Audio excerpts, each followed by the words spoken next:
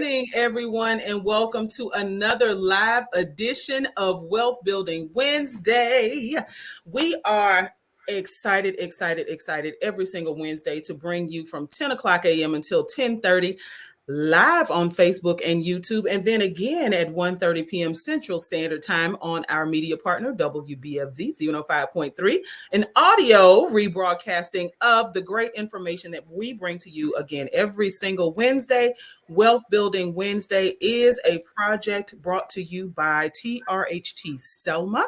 TRHT stands for Truth, Racial Healing, and Transformation. And I know folks are like, well, what in the world does building wealth have to do with truth, racial healing, or transformation?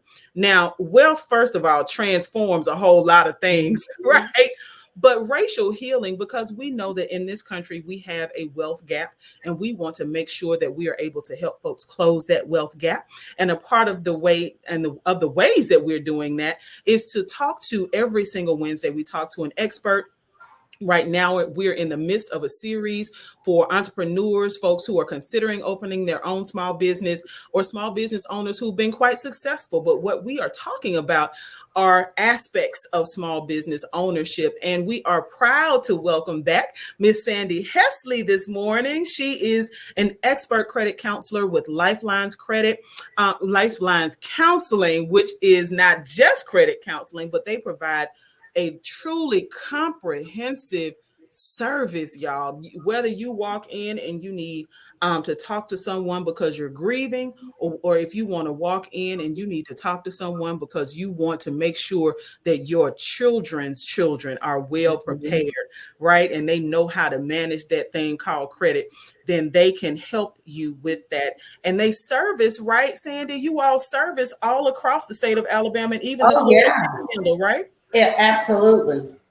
So welcome back. How have you been in 2022?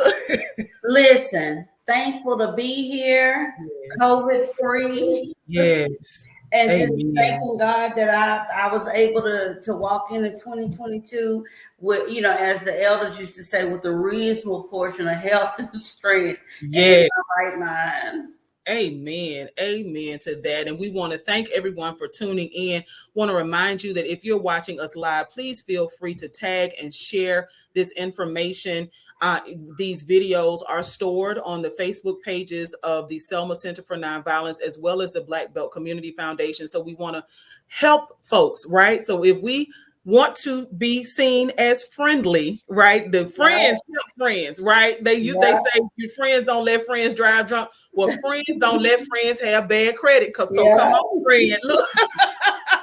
Today we're going to be talking about, from this small business perspective, about credit.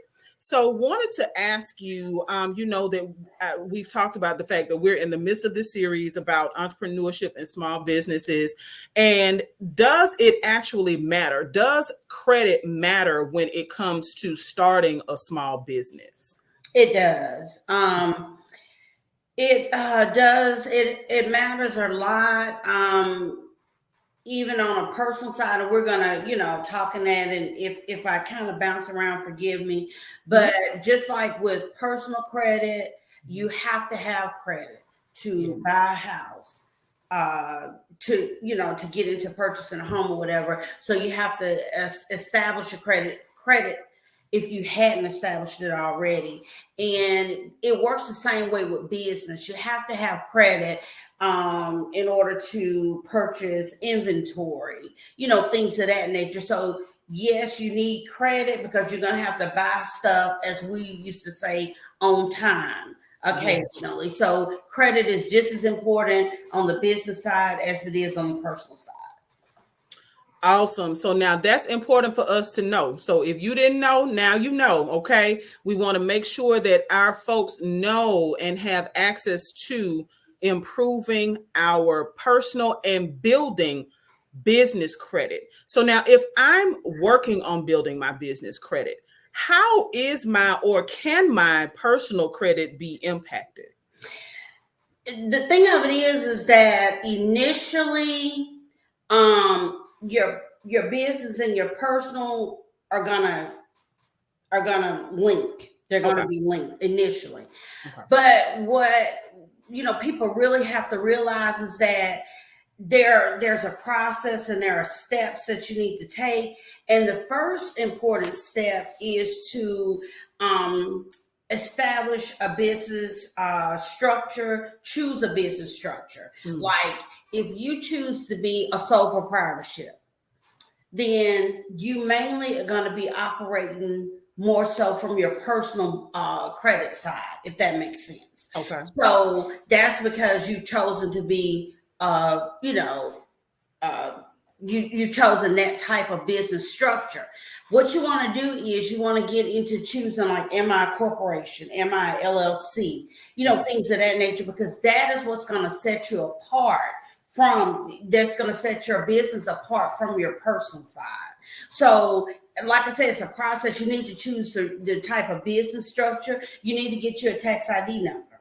That's going to separate you as well, because and that's why I say a lot of the business mimics the personal, because just like you have your social security number, on the business side, you have an EIN number, tax ID number. So you need to get that. You need to get you a tax ID number, and you need to open a business account to separate your business from your personal. You shouldn't be commingling your business funds and running them through your personal checking account. So you need to establish a separate checking account. So, those are just kind of steps that you need to take. If I hope I answered your question. Absolutely, because see, those are the types of steps that folks need to be aware of. We've seen and heard about on the news, even PPP loans and folks applying for PPP. Girl, that's a whole can of worms. Ooh, yes. Oh my word. And for many reasons, right? But in order to qualify, there are folks who, did EINs at the last minute and things like that. And even though, like I've even heard people say, well, they've forgiven my loans. But please understand that the documents that you signed are granting the IRS the ability to perform audits. So if you said that you had a business worth $100,000 this year, and all of a sudden it disappears from any tax records for the next 10 years, that's going to trigger something, right, for the IRS. And see, that's what we, especially in my banking world, and thank God I left banking right before all of that stuff came out, because that's a nightmare. Yeah. But what people have to realize is that even on the personal side, you always want to have an audit trail. That's what we call an audit trail. You want to be able to say where this money, I don't care if you're swiping your debit card 10 times a day. It's better to do that because you have an audit trail. I can physically show what I did with my money. And when you're dealing with a business, especially a small business, it is so important for you to be able to do that. And then you will really appreciate it when tax time. When tax time comes, and you'll be able to show documentation of what you did with your money. So that's why that's one of the important steps when establishing a small business. Separate your funds, open up you a business checking account so that you can properly document and you can show proof of what you did with your funds.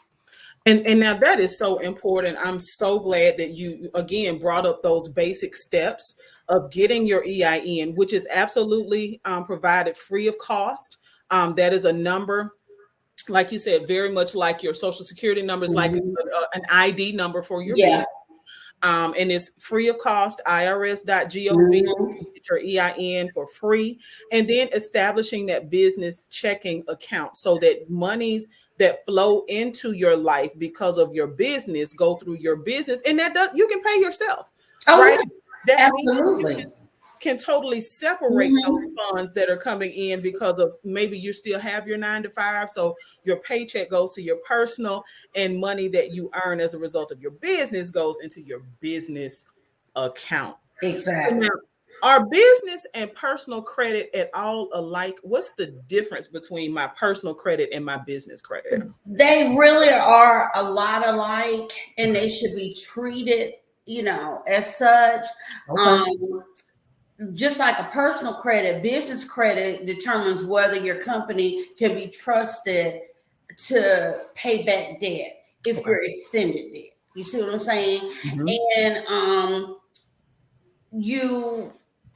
you go through the 3 credit bureaus on the personal side. We know Equifax, TransUnion, and girl, I can't even think. It's 3 of them: Equifax, TransUnion, and I'll think of the other one in a minute. I'm having a moment. So you go through the 3 credit bureaus on the personal side. Then on the business side, you have something similar. And Mhm. believe it or not, Equifax has a small business side.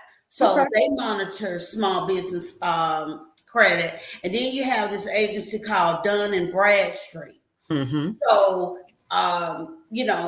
that's how, they're similar. Both of them have their own entities that you go through as far as getting credit and stuff like that.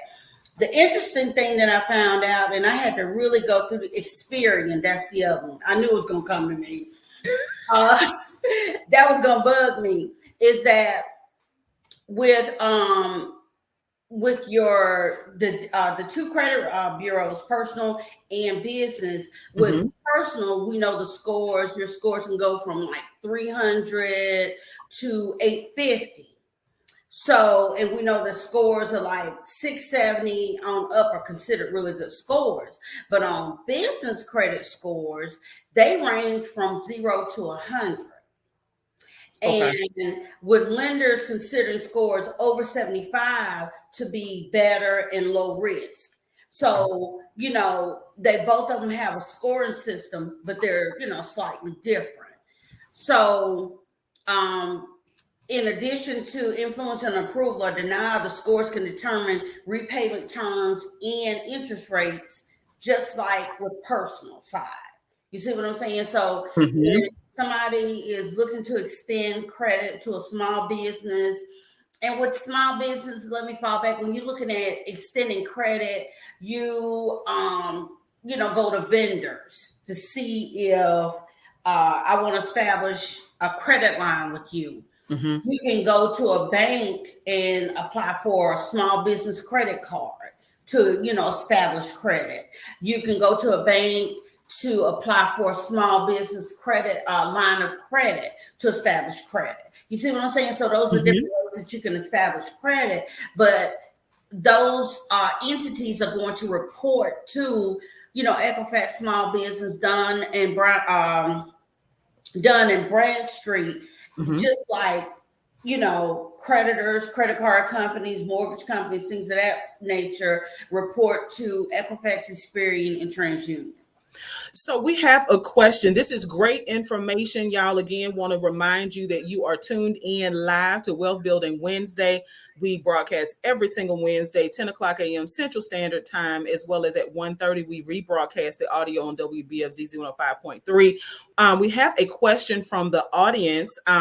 She wants to know, if you are trying to get business credit, will they look at your personal credit as well? Is that something that we need to be concerned about when we're looking to establish business credit? Is the impact of our personal credit? You should be concerned, Okay. because when you what you have to look at is when you are first starting out, and this is me flipping to my old banking side. Yes. When you're first starting out, your business has nothing to go on. You understand what I'm saying? Okay. But the primary of that business, which is you. You see Mm-hmm. what I'm saying? So they're going to have to look at your personal credit, because, and that's why I said early on that in the beginning, they're linked. Personal and business are going to have to be linked, because you're just established, you're just establishing yourself. And so until you can, establish your business and get it built up, then a lender has no choice but to fall back on your credit. How did how did you handle your credit? And they will look at approving credit based on your personal credit. So you need to be concerned, yes, because 9 times out of 10, they're going to fall back on. That's all they have to go on. Is basically what I'm saying. Okay. And so I know that's called like a personal guarantee, I think, when they ask you to. You're guaranteeing that particular debt. Okay. So yes, you're getting, and you're doing two things. You're establishing your business. You're establishing credit for your business, and yes, you're the guarantor. You're Okay. guaranteeing that particular debt. And again, there is based on your personal credit. Okay. So now we do have another question from the audience. We are super happy that folks are very engaged. Wanted to know, do you see a trend of small African American businesses not getting higher lines of credit through banks? This is an excellent, excellent, excellent observation. Do you see that in your work? Do you see that small businesses that are led by Black folks are not as easily credited with higher lines of credit? You know, I hope I say this right, but I'm just going to be just real with you, because before I came here, the location that I worked at in banking was predominantly Black. Okay. It was 90%. Okay. That was the clientele there, and we had a lot of declines. But let me say, it wasn't so much because they were Black. And I think I said this on one of our sessions before. We perish for lack of knowledge, because we are not that savvy about credit. You understand what I'm saying? Because we're not properly trained regarding credit, which this platform is absolutely phenomenal in trying to do that. And it's a blessing, and hats off to you, Lydia, and your group, because of what you're doing. You're doing a great work. Because they weren't educated properly, they didn't understand the importance of credit until they needed it right then. And that prevented them from being able to get approval because of credit issues. So what I did, I spent a lot of my time trying to educate them, trying to help them understand the importance of credit, the importance of paying debt on time, paying it as agreed, the importance of not overextending yourself, the importance of not maxing out credit cards when you get them, things of that nature. And so what we did was spend time educating you, getting things in order, then coming back and reapplying, and then getting that approval that you try to get 7 to 8 months prior. You see what I'm saying? So yeah, I saw a lot of declines, but it wasn't so much as because of the color of their skin. It was because of their lack of knowledge and understanding of the importance of credit. But once they got that understanding, they were able to get what it was they had initially wanted, but it just took a little time.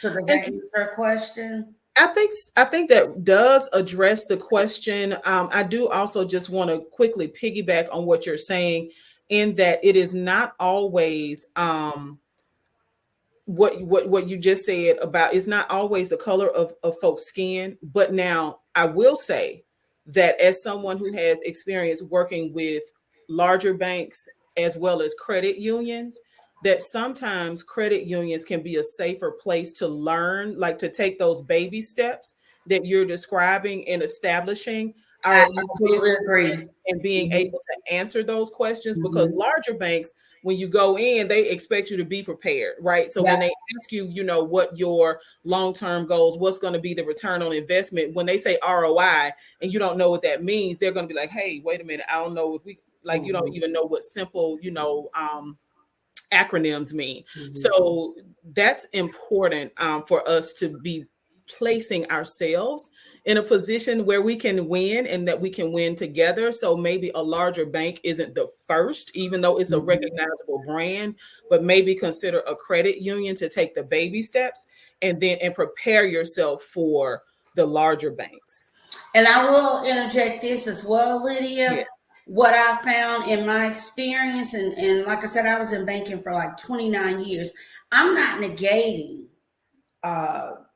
favoritism, nepotism, not by no means, because I'm not, delusional. I know that can happen. But I will say this, what has happened over the years, when I first started, you came in, you sat down with the bank officer, fill out your application, they went over everything with you, and they made a decision. You understand what I'm saying? That opened the door for a lot of, favoritism, Right. that kind of stuff. But now we're on a scoring system. Mm-hmm. They don't know who we're seeing. You understand what I'm saying? Because when we go in and key in that application and key in the numbers that you put on it, it comes back because it pulls your credit, and based on the income you're reporting and the credit bureau that we pull from, that determines whether or not we're able to help you or we're able to not help you. So that took a lot of that prejudice, that favoritism, and all of that out. Not saying that that's completely gone away, but it took a lot of that out. So you may stumble upon a loan officer that you go in to see that is not as helpful as you feel they should be. They're not going that extra mile to help you. That's when it becomes an issue as well. And I would, recommend that you report it to, higher ups. Absolutely. Because you can get that now. It's, sometimes they take a little extra step. They may be able to help get that approval for you and things of that nature. But for the most part, it's a number game. It's basically what I'm trying to say. Okay. So now we did have another question from the audience asking about acquiring vehicles through your business. Is that a recommendation? Is that something that is that you think is a good thing? Or how would we go about acquiring vehicles in our business name, especially, he said, for newer businesses? I mean, and depending on the type of business that you have, you may very well need a vehicle, and it goes back to the same thing with be it a business line of credit, business credit card. You would have to be the guarantor for that loan. You can still get it in, the business name, but you would be guaranteeing that loan. And again, it will fall back on the individual and your credit strength. How strong is your credit? So yeah, you can do it. It may be necessary again for the type of business that you have, but at the end of the day, it's going to fall back on that individual and how strong their credit is to be able to carry that debt. Okay. So now wanted to ask about some good habits that we can have, because you talked about earlier, Lord, that business credit and personal credit are actually very similar. So since they're similar, are there some things that we can encourage folks to do, or habits that we can encourage people to have when it comes to keeping good credit scores, to building good credit scores and to keeping those good credit scores? I mean, it's a matter, both of them are pretty, in a situation like that, personal and business are going to work the same. It's a matter of you making sure that you pay your debts as agreed, as I mentioned earlier, paying them on time. With a business, making sure you have a good rapport with your vendors. When invoices are sent, make sure you pay them in a timely manner. And it's really that simple. It's not anything that, you have to do, like a backflip and, or anything like that. It's just a matter of making sure that you paying your debt on time, paying it as agreed, and not overextending yourself, not going out and getting too much credit. And then if you do have a line of credit, do everything you can to not max out. Use your credit wisely. Do I really need this particular purchase at this time, or can I wait? You know what I'm saying? Things of that nature. That is what you have to do. On one of the previous episodes, you talked about if we wanted to, say, get a new car, to start putting those car notes in the bank, like start paying yourself in a separate account to set those things aside. And as you were saying about paying debts as agreed and making sure that we're paying our debts on time, I thought about that, because even as a small business starting out, it may mean that in your business plan, right, when we're putting those things on paper, that the strategy we take doesn't necessarily depend on having everything all at once, but that we pace ourselves. And as a result of the earnings that we collect, from owning the small business, that we start setting those things aside. Right. Exactly. Yeah, because you need to with anything, and that's just me. I when I got my car, the last car that I got, I called my insurance company to see how much my insurance would go up. I went online to see what the maintenance was like. When I need to get a new set of tires, what am I looking at? You know what I'm saying? You have to look at all of that. Look at the big picture. That's all I was saying. When you get ready to purchase something, is it something that I really need right now, or can I wait? And like you said, and like I said before, put your money in a separate savings account. Start paying that car note before you get that car, so that you can make sure that this is a debt that I can comfortably carry. And that is very important. But for me, it goes all back to planning. You don't plan to fail, but you'll fail if you don't plan. And so you need to plan. It all goes back to planning and being prepared. Even with a small business, establishing a business savings, having money tucked away for emergencies. That's the kind of stuff that you have to look at. So yeah, you're exactly right. You know what? And even in saying that, just thinking about people, we have some phenomenal chefs in our community. I'm not going to call them cooks. We have some chefs in our community, honey, that, I mean, whether they're self-taught or professionally taught.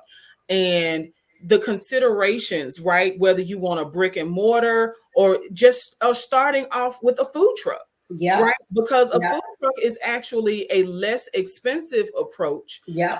You still have to have licensing, but you don't have as high of an overhead. Exactly. Right. Exactly. And it's also, look, you can easily sell a food truck. Look, Yeah. Yeah. You're right. if things don't go well, right, or you seek to transition, there are lots of options, right? But to rebrand a building, honey, imagine if Pizza Hut decided not to Yeah. sell anymore.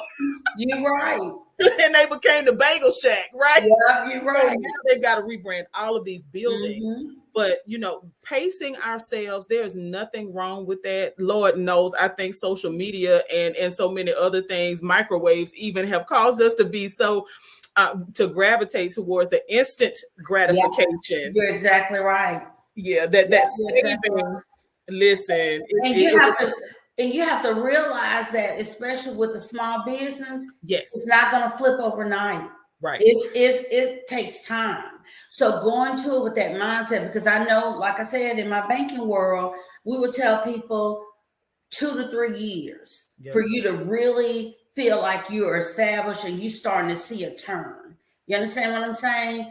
But don't, and it's something that you can't give up on. You're gonna get frustrated, you're gonna get discouraged, but you just got to keep plugging. But it's not something that takes place overnight and boom, I'm this huge business. It takes time.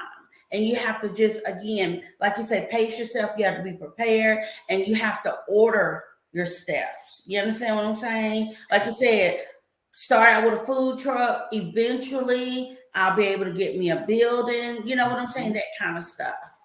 Absolutely. So now, last question. I know it's about time for us to wrap up, but if my business suffered some losses, and as a matter of fact, we actually had a comment related to this in the pandemic shakeup.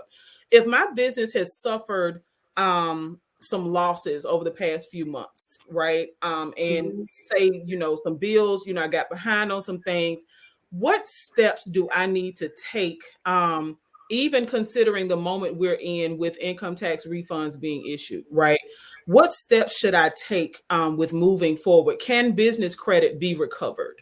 Yeah, it can. I mean, it's just a matter of you making contact with that creditor. You know what I'm saying? And getting caught up, and making sure that you keep track of your credit report. Just like when you do your personal, keep track of it. See what's on there. If there's something that's not right, immediately contacting that bureau and saying, hey, we need to make an adjustment. I want to put a note on here. This is not correct. And like I said, just reestablishing yourself, getting a small business credit card or a line of credit, and use it, pay it down, and help start rebuilding. But and keeping your credit usage low. That will help start to rebuild. And really, the easiest way to rebuild, honestly, is if you have established credit, focusing on what you already have, getting that paid down, getting that caught up. And then over time, you'll see your credit score improving. Well, I tell you what, you have truly offered us, as always, some great nuggets, some great information. We did have a question, and we're going to pick back up on this question from our audience in just a short when we come back with you. Miss Sandy Hesley, listen, is a credit expert. She is at Lifelines Counseling. I don't know why I keep want to call y'all, because you're comprehensive. You all have such a unique model when it comes to counseling I'm still so very impressed, and I look forward to us having being able to mimic what you all offer in the Dallas County and across the Black Belt, because you being able to respond to a family's needs and concerns, whether it again is something based in trauma or something based in financial health, right, or wellness, then you coming to one place, right? It's such a convenient thought, and it takes the jab out of this word called counseling.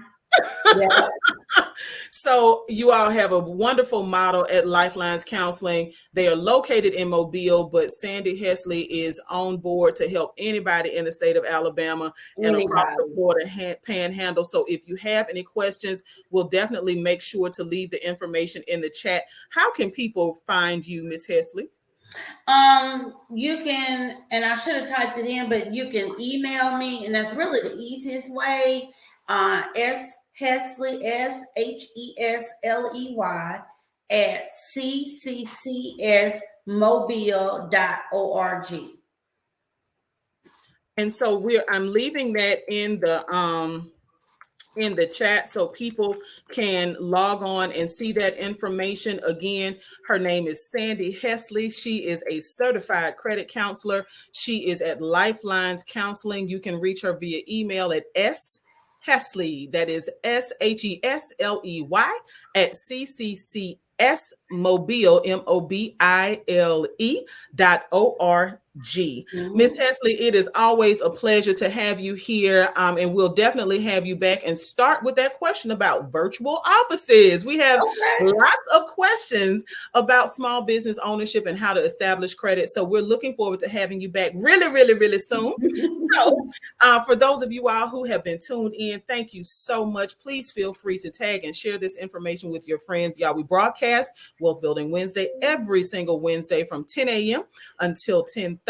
If you are not able to tune in live, then you can always catch our audio rebroadcast on our media partner, WBFZ 105.3, or you can simply log into Facebook or watch us on YouTube anytime you want and share this information. Again, Ms. Hesley, thank you for being here. Thank you for having me. I always enjoy it. Yes, and you always, honey, dropping those nuggets of knowledge. So we thank you, and we look forward to seeing you until next Wednesday. Y'all get out here. Let's build this wealth.